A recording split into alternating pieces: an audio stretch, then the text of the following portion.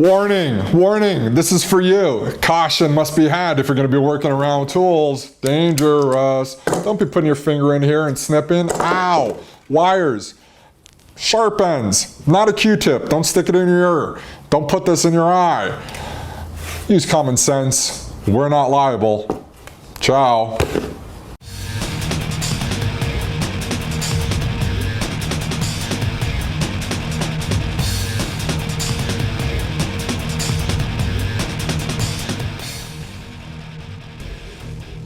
Hi there, welcome to day one of Monster Months.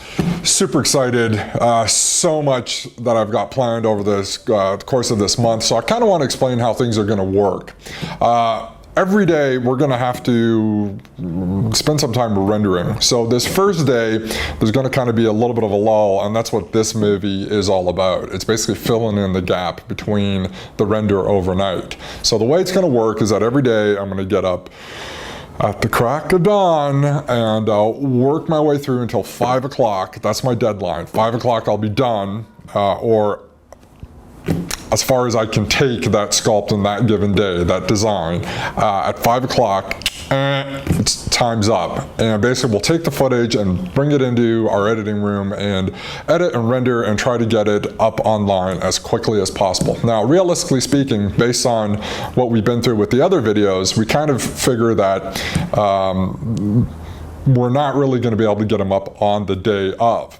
So there's going to be a little bit of a delay. So this movie is the stopgap. This is the movie that's going to basically kind of tie you over until tomorrow. So what's going to happen is tomorrow, day two, you're actually going to get the video of the sculpt that I'm doing today.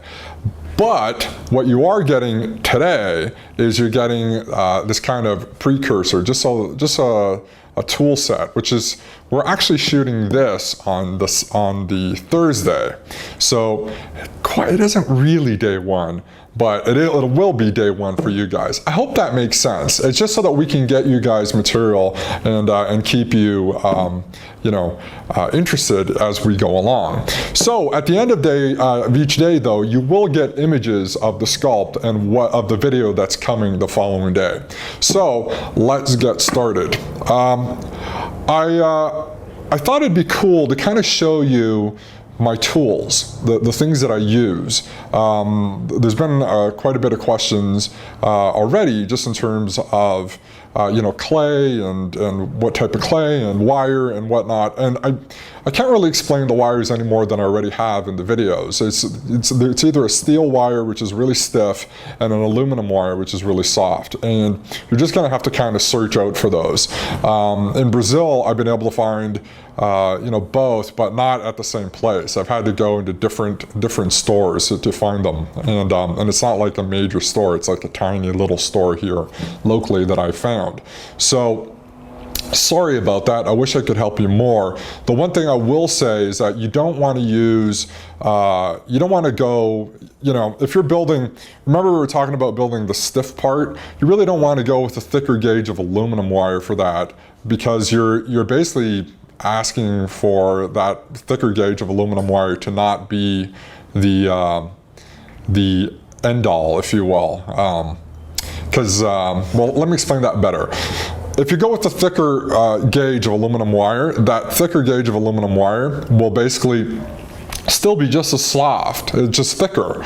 So really what you want is you want a steel wire for that, that base, because that's a real nice stiff wire. So I hope that makes sense. Anyways, let me get to my tools. So this is a cabinet that my daughter and I, Grace, built, and it's free-forming. It's got wheels. I can kind of position it wherever I want, and I really like it. And it's basically got components of a bunch of different things that I've, over the years, have seen and liked, and so we just kind of made, put it all into one, and it's I don't know, it's pretty cool. I like it.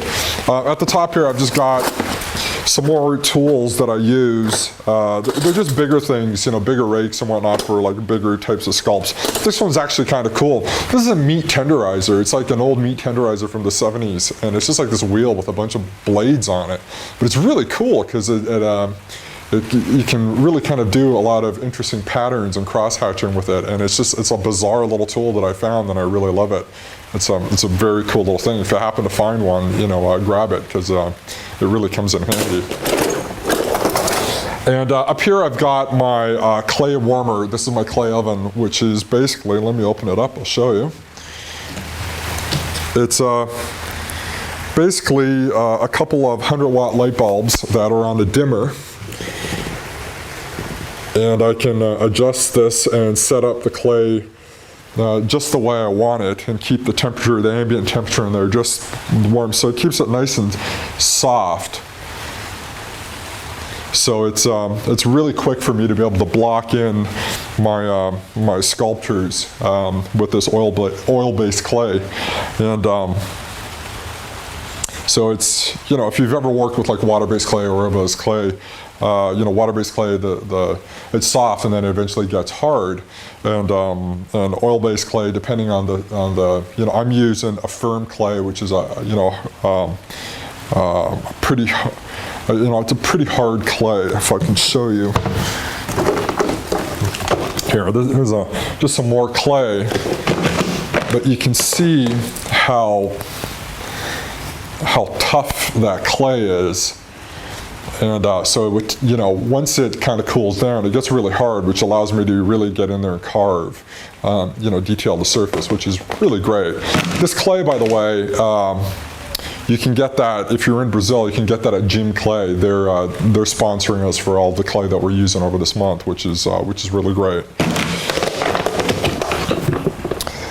And I'm using the clay firm, which is one step down from the extra firm, the really, really hard stuff. I don't really need that right now, but you can see how soft, in comparison, just how soft I can get this clay to become. So in this case, it's a little bit too soft, so I'm going to turn this down. It's got a little bit too hot in there. So that's that, and this is an oil-based clay, obviously not a water-based clay. So, and then down here is my tool set. So these are the tools that I use all the time, and let me put these on here, and then I can talk to you about them.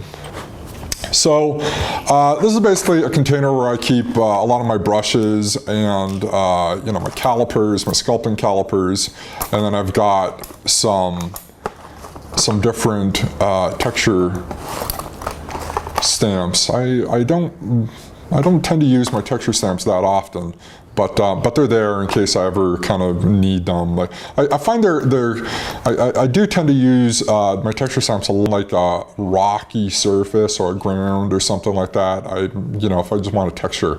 I find that when I do my characters themselves, that I don't necessarily like to use them that much. That's not saying that I don't use them. I just don't use them very often. Now, one more thing on the before I get to my tools, one more thing that I wanted to talk about, which I mentioned in the videos, but I actually didn't get to do it, which was this idea of adding putty into the hands. I talked about doing this. So there's a couple of putties. This is the putty that I use. You can get this in the States. It's called Propoxy 20. So all it is, if I pull this out, all it is a putty that has two components to it, and basically I mix my components together, and then that will give me, after about 5 minutes, it goes hard. So it's basically plumber's putty. So this is what I use in the States, and then this is what I found locally here in Brazil, which is called Suprabond. Massa pra barra. Massa em barra epoxy. So that's Superbond. And here's the difference between the two. This one here, the one that I get in the States, I find is much harder than, much of this one here is much harder than this one that I found in Brazil. This one tends to be a little bit more on the grainy side, but it's still, pretty good. So those are those two. Now, my tool set, I know this kind of looks like, let me turn this around. Let's see. I know this kind of looks, maybe intimidating to some of you, but not really. They're just basic tools. These are welding tools that I found are really cool. I like some of these picks and whatnot, so I tend to use these whenever whenever I need to like a real nice tight spot. So let me explain these. Basically, when I'm working on big areas, I tend to use bigger tools. When I'm working on smaller areas, I tend to use smaller tools. So that's why you're getting this variance. Rakes are a big part of my workflow, and this is basically a rake. It's a kidney rake, the shape of a kidney. So a kidney rake, it really comes in quite handy when you're doing big areas, and the cool thing about it is that it's got this nice sharp side to it as well. So what I can do is I can basically form this. You can see I can form and sculpt around curved surfaces and whatnot, and then I can also go in and sharpen and flatten areas out. So I really like this particular kidney a lot. I tend to use this one quite a bit. I like the serrated tooth pattern on it. It's nice and tight, so it allows me to really get in there and refine quite nicely. This is just another variation on that. Here you go. It's just another serrated bit that I can go in there and shape. A bunch of different brushes and whatnot. I've got these. You can get these at your local paint store, fine art store, and they're just brushes that have rubber tips on them, and I really like to be able to go in and when I'm working in wrinkles, if I just kind of want to round off a wrinkle, I tend to use one of these. So there's different shapes which I really like. This one's a little bit more blunt. This one's got a bit of a wedge, which really allows me to get in there into like a wrinkle and just kind of spread the clay up and around and over. Real short bristle, round brush. It's kind of like a chip brush, and there's like some old clay in there. Just a chip brush. In fact, this was a little bit longer. I just snipped the ends of it so that just a little bit coarser, and it allows me to get in there and again just kind of move things around. So my brushes, some different rakes. This one I've had, I can't even remember for how long, but it's like falling apart, but I still keep it around. I love this little rake. Some more rakes, some handmade rakes, which again is just using that putty that we talked about earlier, and just bending a piece of, I think, if I remember correctly, I made this one out of a paperclip of all things. There was a particular type of paperclip that I found that I really liked, and I just kind of cut in some serrated patterning to it. There was like with the Dremel, there was just a real specific patterning that I wanted, and I just kind of made that one. Lots of loop tools, varying loop tools, just lots of little loop tools, and a lot of the same loop tools. When I used to work in shops, tools have a way of walking away when you're working in a shop. So I tended to buy lots of the same tools so that if somebody happened to borrow one of my tools, I had another backup. A bunch of different ball tools. Ball tools are used for putting pour information in, and this one I just kind of modified. I put a little bit of a spatula on the back here so that if I was doing some patterning and I wanted to go in there and at the same time you know, maybe do a little bit of cross-hatching or something, that I basically had both. Or if I needed to, you know, work in like a tight area, I could really go in there and flatten it out. So that's what that is. More of these kind of spatula-like tools. I use these a lot. I've got lots of different ones that I use. I've got, these are rake tools. And rake tools are basically just tools that you can drag along the surface, and they tend to kind of look and find the deep recesses of like the negative cavities, and it's really good for creating patterning along the surface. Really, really cool. There's another one that I just kind of created. Really like these. I use these every once in a while. I've got one of these, which is another little spatula tool, but it's spoon-shaped on both sides, which is really nice for getting in there and just kind of, you know, knocking something down, or reaching into like a tight area and really kind of push the clay down. Some more spatulas. And a couple of, I don't use these very often, but these are like dental picks. But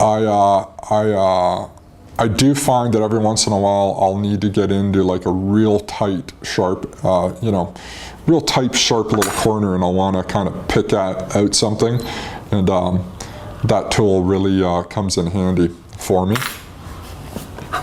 And then I've got a bunch of different knives that, you know, a mold knife, and just different knives that I basically use for hacking up my clay, you know, if it's a little bit stiff and whatnot.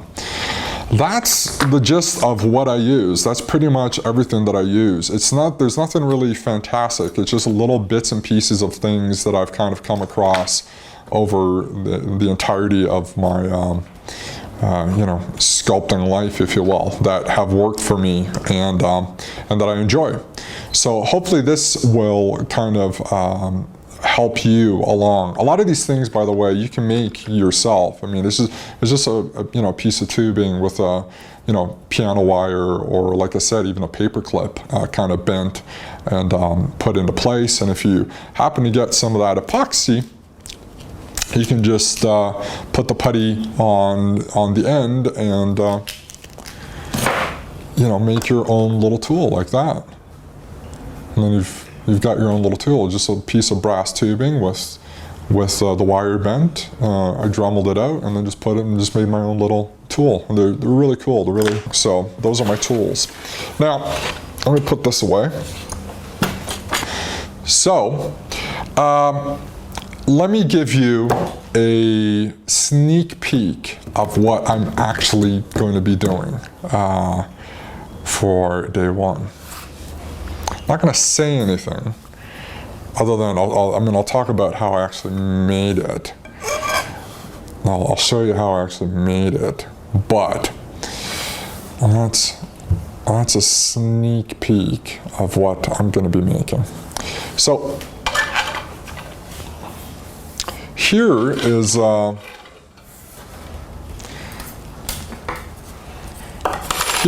just a piece of tubing and a wire. It's aluminum, so nice and soft. And I'm just going to put this. Let me put this away for a second. It's nice and soft, and what you do is you basically hold on to an end, or in fact you can do it this way, which works out really nice, which you just bend it in at one of the ends, and then just wrap the wire around.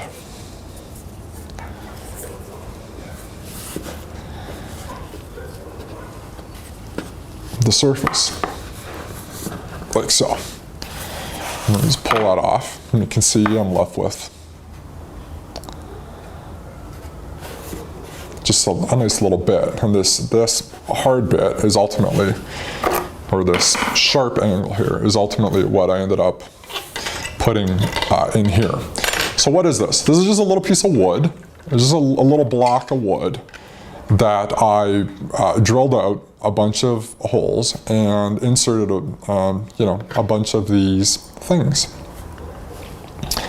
And Is this the final shape? No. I mean, it's just this right now. It's just that. It's just this thing. This isn't the final shape, but it gives an indication of where I'm headed with this. So hopefully, you guys are excited as I am. And with that, I bid you adieu, and I will see you guys in the next video. Bye.